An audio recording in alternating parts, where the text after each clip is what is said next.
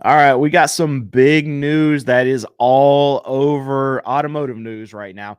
And it's that 15,000 dealerships are having their dealer management software shut down. I'm going to pull up this article right here and show it to you. So, CDK Global shuts down its DMS, which is dealer management software, again after overnight cyber attack. So, there was actually a cyber attack that happened yesterday that shut down these 15,000 dealerships where they couldn't sell cars. So what their dealer management software basically does is handles all their inventory. It handles everything that they're doing on the sales floor as far as being able to sell cars. We have dealer management software at my dealership too, and what every sale runs through this software. So for them to sell a car, they have to have this working. And two, from my understanding, these big franchise dealers that are using this management software, it also handles a lot of their service center too. So it is basically shutting down every action that these dealerships want to do. So let's go through this article real quick. And this is the one that came out this morning. So we had another attack yesterday. This is talking about today. But CDK Global, this is the company that is over this dealer management software, has shut down its dealership management system for a second day after experiencing another cyber incident. In the message to his customers, which is his dealers, the DMS giant said it was shutting down most of its systems out of caution. That's basically saying, okay, so the cyber attack happened, and they might be able to continue to run, but if they have the system still up, then all that data that's in there is open basically to the cyber attackers. So they're just shutting down everything. So they can try to figure out what's going on right now. But here's a quote from the company: "We are sorry to inform you that we experienced an additional cyber attack late this evening, June 19th. So that was last night. CDK wrote to its customers, out of continued caution and to protect our customers, we are once again proactively shutting down most of our systems. We are currently assessing the overall impact and consulting with external third-party experts. At this time, we do not have an estimated time frame." This is big right here. They do not have an estimated time frame for the resolution to the dealer systems, and they will not be available at a minimum of today, which is Thursday, June 20th. So they were shut down yesterday, and now they're shut down today. So this is huge for a dealership, because they literally can't make sales on cars. They have to hit numbers, and this could mean the difference between hundreds and hundreds of thousands of dollars for these dealerships. And I know, like a lot of you are thinking, okay, well, if they miss some sales today, they missed some sales yesterday, and let's say they're shut down tomorrow, then maybe they're losing 30, 35, even up to, at some of these bigger dealerships, 50 sales. That can mean the difference between them getting a check cut from the manufacturer for $200,000 or them getting no money from the manufacturer. See, the way a lot of these dealerships work is that each and every month they have to hit sales numbers, and they get paid from the manufacturers when they hit these numbers.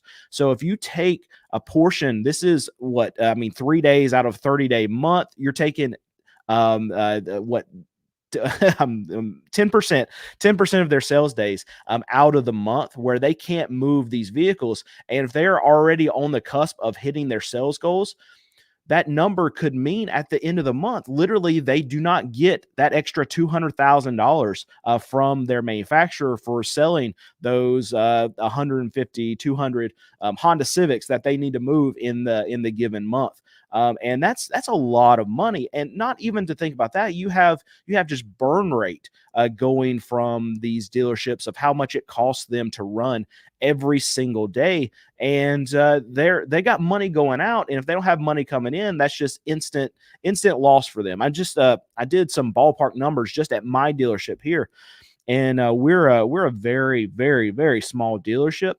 And every day that we come in here, we turn on the lights, it costs me about $2,000 to run. So if I go through multiple days where, okay, I still have employees coming in, I still have things going on, but I can't sell cars on those days, it's literally costing me $2,000. I'm losing $2,000 every single day that we're doing that. And we're a small dealership. Baby, My wife's on this live too. She said yesterday, how many cars do we have right now? Is it We have 60? a 68 to 70, something like that. Yeah, and we bought a few yesterday. So we have just over like 70 cars right now. So we are a very small dealership, and it costs us $2,000 run. So imagine what it costs these massive franchise dealers where, okay, we have 70 cars, but they have they can have over 1,000 cars that they have on their lot that's running through their inventory management systems. It's just there's an absolute cash burn that's going on because these systems are shut down. So I want to pull up this to, let's see if I can pull it up. There we go. And it's making a lot of these dealerships have to pivot. And what they're saying by this, I can scroll down here. Oh, I don't remember. We'll just have to do it manually, is what a lot of them are saying. And what they mean by that is going to pen and paper. And I don't know about you, but I know what a lot of these salespeople do to get these sales going through these dealerships. I know what my sales staff does to, because we use dealer management software too, to actually run sales through our system to get sales in and out, customers in, put them with the cars, get all the paperwork, the correct documentation done. And the dealer management software does a lot of that for them. I would almost guarantee that 99 95%, because there's going to be one person that knows how to do it in the dealership, at these franchise dealerships, they would have no clue if they would have to do a sale manually with pen and paper. So you're going to have it to where a lot of these dealerships say, you know what, we're just not going to sell cars. And even with us, we actually have salespeople that know how to do stuff on pen and paper, because it hasn't been, and this is embarrassing to say, but it hasn't been all that long that we used to do all of our sales on pen and paper. So we're now entering the 21st century, but most dealerships are not like that, especially the really big ones. And this is a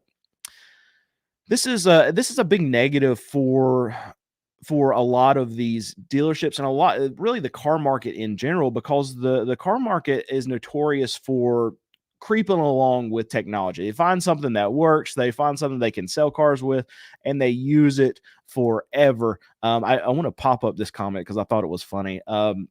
BDBD16 says CDK, which is the company that we're talking about right now, is janky. It's an old remote desktop app that looks like it runs on a server from 2008. So it's no surprise that we're having some kind of breach with this one. So I want to pull up the next part of the story here, and one that's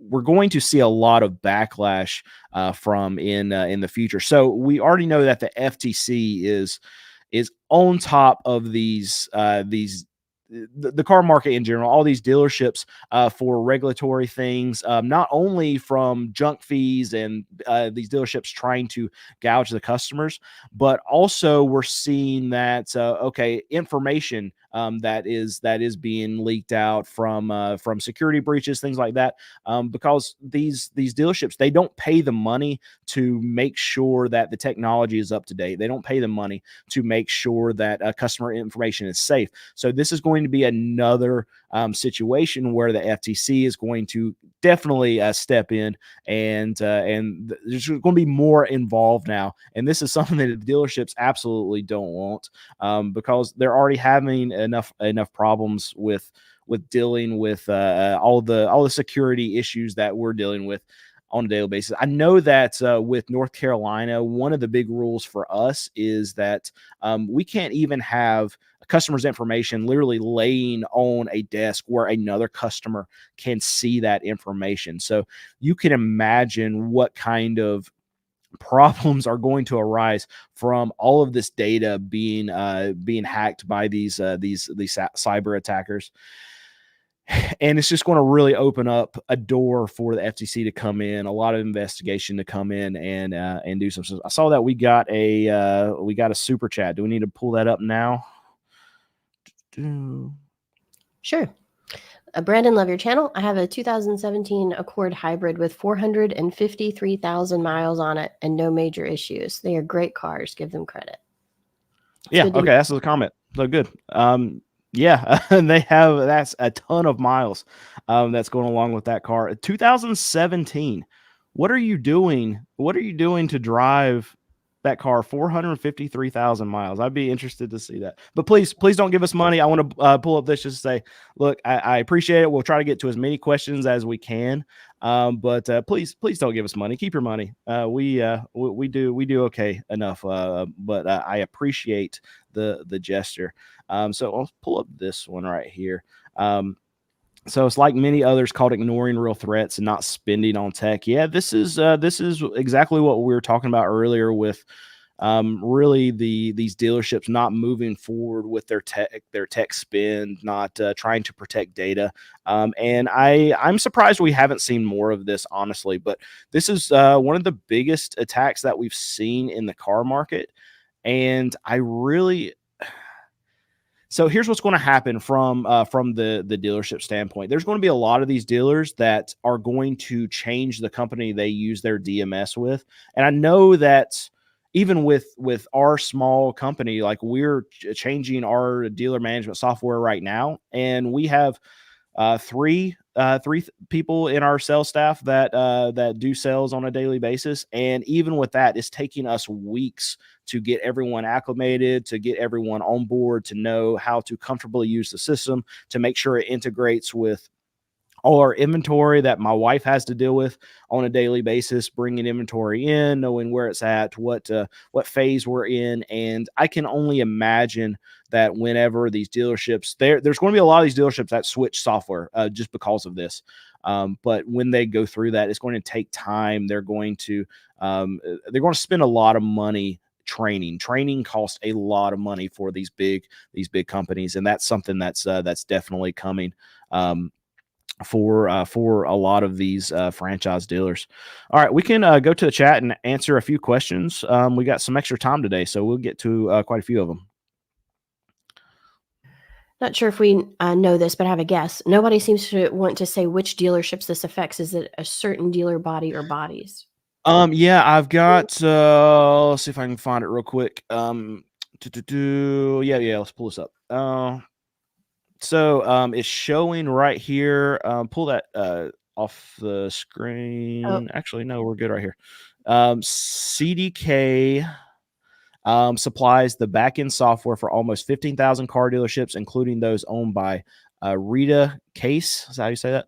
CEO of Rick Case, yeah. Automotive in Sunrise, Florida. So a bunch of dealerships in Florida, and they also have dealerships in Georgia. So must be the most well-known dealership group that it's actually affecting. So we're not going to have a list of every dealership that it's really hitting, but it's substantial. I'll say it's substantial enough that I actually jumped on a live stream with Tommy from Delivered yesterday. What he does is he calls dealerships, he negotiates for a lot of customers, and what he was saying yesterday is he wanted to work yesterday, but he didn't because so many of the dealerships that he interacts with, and they're shut down. They can't do sales. So he had to, he just jumped on a live stream yesterday and started answering questions. And I got on there with him because he literally couldn't work. So it's not just affecting these dealerships. It's going to affect body shops. It's going to affect companies like Delivered for what Tommy was dealing with, like Car Edge. I haven't heard from Zach yet about this, but I would assume on their live in 45 minutes they're probably going to talk about this, and I would assume that they were not able to get deals done yesterday because the actual dealerships that they work with were probably shut down. And there's going to be a lot of dealerships that this affects. And what I'm interested to see is how long this takes, because the software, from what I'm reading, it does seem like it's older. We got a comment saying that it's janky. So if it is older software, it's going to be more difficult, I think, for them to get whatever data that they need back, or it might be lost to the abyss forever anyway. And that's going to be a problem. And I think I think a lot of these dealerships are going to end up switching their software, and that's going to take a lot of time too. But I'm curious to see how long these dealerships are shut down and how it affects these dealerships. I will say just from the buying side, to give you a little advice here. If you go to one of these dealerships and they're trying to handwrite sell a car to you, I'm not doing that. I'm going to either go to another dealership that's not shut down from this, or I'm going to wait until they have their software back up, because I would not trust those salespeople to be able to accurately write down the correct information, get it all documented right, and be able to get it registered for you correctly. I can say even the van that my wife and I just bought, we went to a dealership and bought a brand new van. Um, they had the dealership management software, but they sold us the wrong van. We took the right van home, but they called us. Was it later on that afternoon, baby, or the next It day? was early the next morning. First thing I would say, the next morning. Yeah, the F&I manager called us and said, we're going to need you to come back in. We sold you the wrong van. So what they did is they literally sold us another van that was in their inventory, but it wasn't the van that we wanted, that we were actually driving. So they, even with the perfect dealer management software, there can still be problems. I mean, we make mistakes here too at my dealership, but it even opens up way more possibility for mistakes, and they'll probably get caught later on. But what if they don't? What if they fall through the cracks and then you get registered a car that you didn't intend to buy because they were handwriting it, or they end up sending the title to not you because they messed up the address or something like that. So I would not be a buyer of any car from any of these dealerships that have been affected by this until the system is up. And you have the second scenario too, where, okay, that data is now available to these cyber attackers, and we don't know what they're doing with that data yet. That hasn't been released. So that's another thing, and I would be following the story very closely too. If you have been a buyer of a car at one of these dealerships that have been affected in the last little bit or so. But we can go back to the chat. Got more questions? All right, a couple comments for me on this one. So we really Okay. don't know the extent. Just like some of what Brandon's saying is just kind of theorizing. We know that there are a lot of issues that can come from it because we do sell cars too, and that paperwork is very detailed, and there are a lot of ins and outs on it, and problems happen. I mean, they just do. And I doubt the salesman would be filling it out, because I would imagine they don't really go through that. That's going to be a tough job. They're Well, long who's to get that who's in paperwork. line? You have salesmen that are gathering information. You have sales managers that are usually working numbers, and then you have F&I. That's who touches. So I mean, you don't have a lot of F&I managers that are running through this No, paperwork. So no, it's that's just right. going to It's be the going to F&I guy. Yeah, just a running it. long time. Yeah. I don't like Yeah. if the other people don't know how to fill it out, like they may be just given some of the simple stuff to go ahead and get started or something, but I can't imagine it not being touched by F&I on the end of it. Kind of I would making imagine sure. the F&I guys, the F&I managers, they don't even know how to do it, I would assume. It's a bad day for them. It's Yeah. a bad day for them. I feel for them. And in addition to that, as far as how do we know which dealers are affected, the reason that that's not so easily known is because these dealerships are either franchises or independents. And so they're their own business. They can choose their own dealer software, I would think, in a majority, if not all of the situations. So you're going to have dealer groups like this big one that's listed, and, they may choose it for all of their dealerships that are under them. But a franchise, like the manufacturers are likely not connected to that. At least not regularly. I would imagine not at all. So it's going to be depending on whatever software they decided to choose. And, we're choosing whatever, we're wanting to use. And the old one that we're switching from and the new one that we're switching to, neither one is affected by this. So This dealership group is big enough to rank as number 25 on Automotive News's list of the top 150 dealership groups in America. So they're a big dealership. Yeah, they're a big group. But there are going to be some other big groups that are not on this platform, but you should be able to tell really easily if a particular dealership you're shopping with is on it or not, because man, it's going to be difficult to get the paperwork and getting that out there. Yeah, and here's a question: does this hack affect Carvana, CarMax? No, they're going to have their own software that they're running for their system. So this is not something that's going to hit them at all. this is actually probably helpful for them because they might pick up a few customers from people trying to go buy cars and that need one today, and they can't buy one today. Not very many. It'll be a small effect on them, but yeah, this is big news. This is a story I'm going to want to watch over the next couple of days. But I want to thank you guys for watching today. Please like this video, subscribe to the channel if you haven't, and I hope you have a great rest of your day. In stream.